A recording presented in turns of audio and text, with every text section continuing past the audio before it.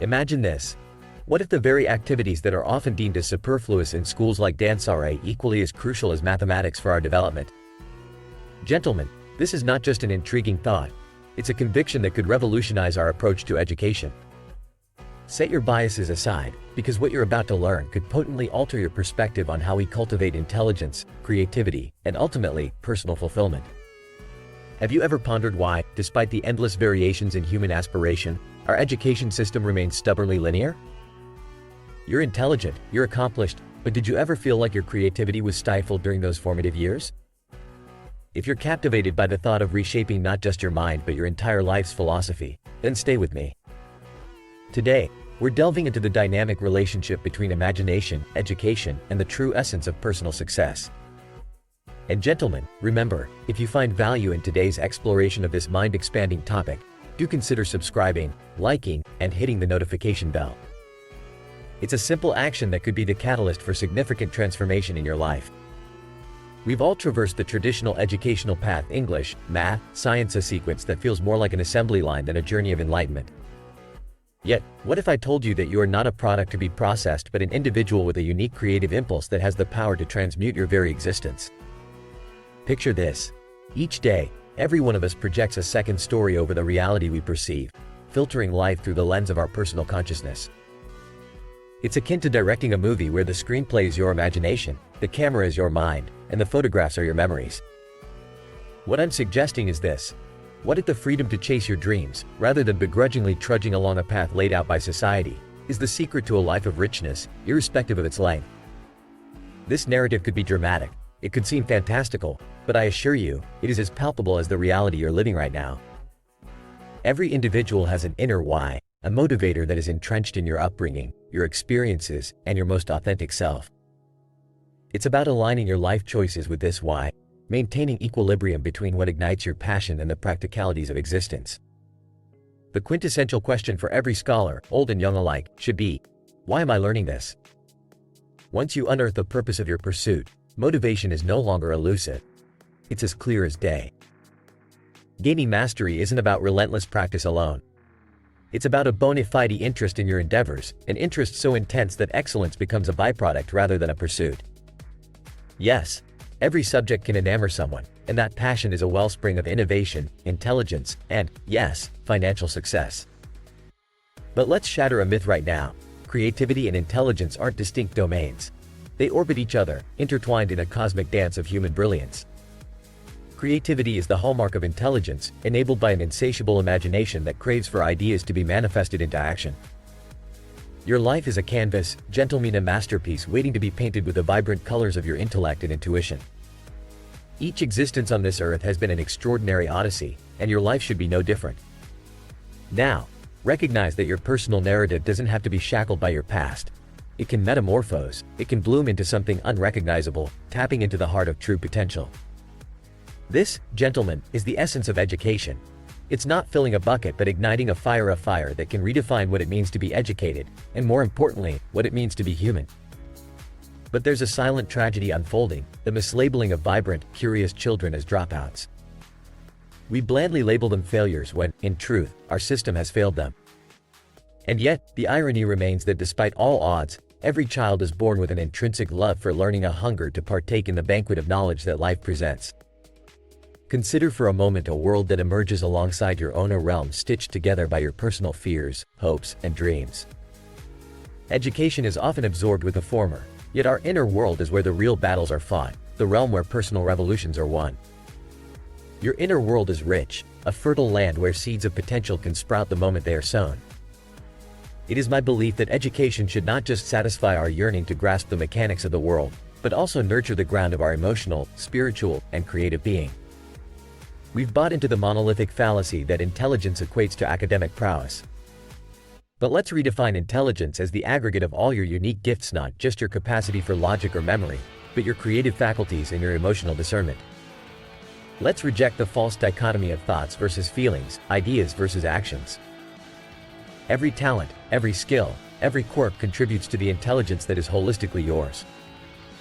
It's time to shatter the farcical standards that have led countless individuals to be branded as less capable. Let's reimagine an educational curriculum where arts and humanities are valued as equally as sciences and technology, where each subject provides a clue to unlocking potential. A potential that could fuel not just an occupation but a vocation unlike any other. Gentlemen, think back to legends like the Beatles. Schools failed to discern the musical prowess that would eventually take the world by storm.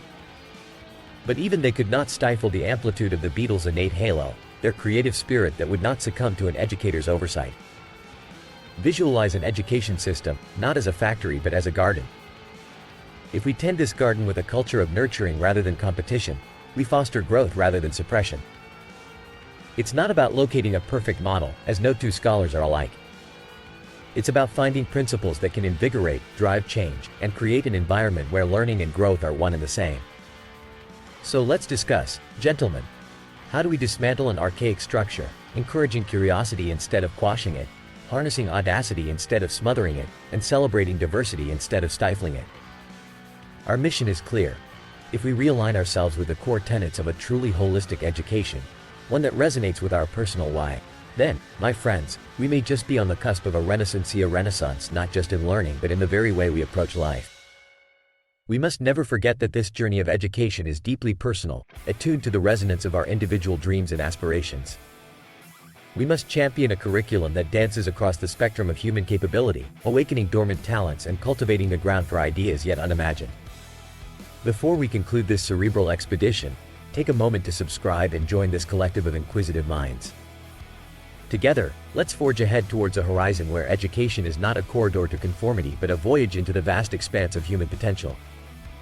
I leave you with this: what aspects of this discourse have struck a chord within you? And what steps are you ready to embark upon to manifest these insights into tangible reality? Your feedback and actions will shape the wisdom of our community, steering us towards brighter paths. Let's embrace this discourse and transform education from a relic of the industrial era into a beacon for tomorrow's trailblazers. Thank you for your time, and remember, gentlemen, stay curious, stay courageous, and above all, stay true to your own ever-expansive possibility. In the blink of an eye, you could be defying age just like the iconic space traveler Captain Kirk, who, at the ripe age of 90, is shattering records as the oldest person to have ever ventured into the cosmos. This is a tale of not just longevity, but how to fully embrace the space we call life, seizing opportunities, experiencing joy, and enhancing the quality of our existence. After all, our time here is finite. We come and go, but it's our actions in between that sculpt our journey.